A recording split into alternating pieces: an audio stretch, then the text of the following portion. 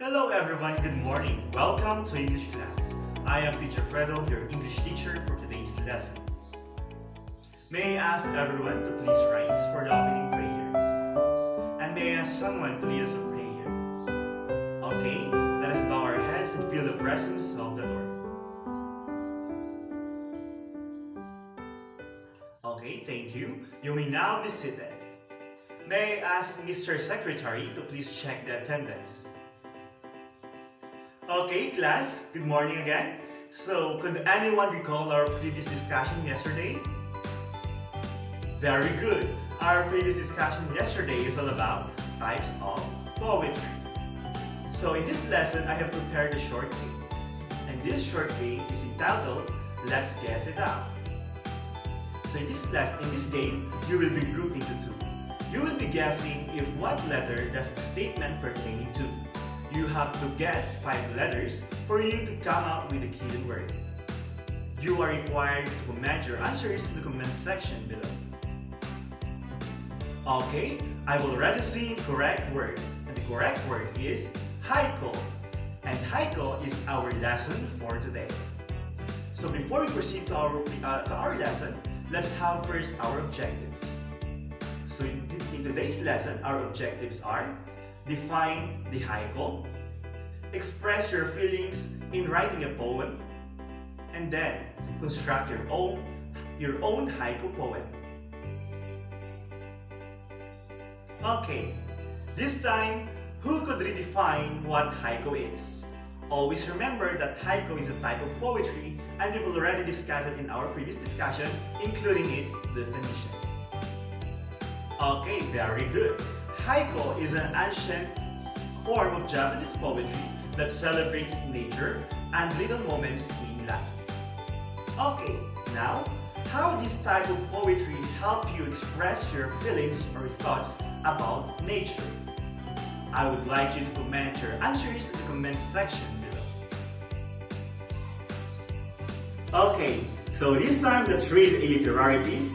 And this literary piece is an example of haiku poem by Matsu Basho, who was born in 1644 and died in the year 1694. Matsu Basho was considered as the greatest haiku poet. I want you to bear in mind that after reading this literary piece, you have series of questions to be answered. Okay, so I'll read it first, and then after I read it, you will be the next one. Okay, an old silent pine, a frog jumps into the pine. Splash, silence again. Okay, this time it's your turn. Okay, very good class. Okay, here are our questions. Could anyone tell me who is the author of the given haiku poem? Very good. Okay. What does the poem all about? Very good. Okay, what is the theme of the poem? Yeah, you got it right. Okay, how many adjectives are there in the poem? What are those? Very good. How about how many nouns are there in the poem? What are those? Very good. Okay, for the last question, what did you notice about the poem? Very good. It was renowned for its small size. Haikus consist of just 3 lines, which is also called as terse. The first and third lines have 5 syllables, while the second has 7 syllables. Now, let's have our generalization. May I ask someone if what type of poetry did we study? Very good. Okay, how many syllables are there in each line? Yes, you got it right. Who is the greatest poet again?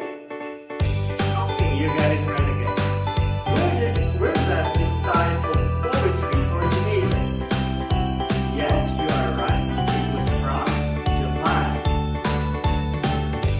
Okay, this time let's now proceed to the activity proper.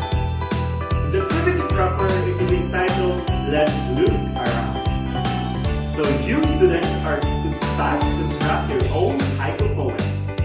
The first line should contain 5 syllables, the second line should contain 7 syllables, and the third line should contain 5 syllables also. Here is your guide. In the first line, you have to look outside the classroom and describe how it looks like.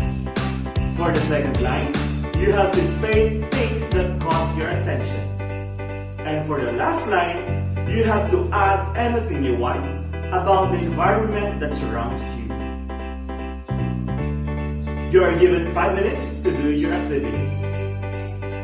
And for your assignment, you are tasked to search for an example of a cross-stitch poem. Any questions, clarifications, or suggestions? Okay, if not, that ends our discussion for today. Again, class, goodbye and